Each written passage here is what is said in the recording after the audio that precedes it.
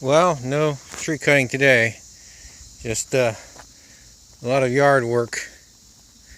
Everything's just so lush this year. We've had plenty of rain. Everything's just getting overgrown.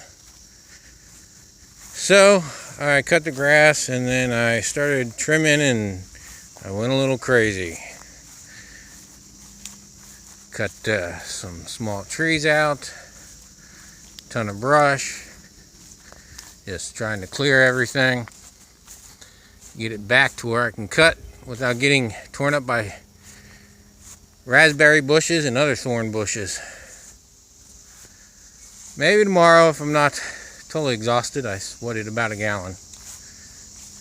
Anyway, talk to you all next time.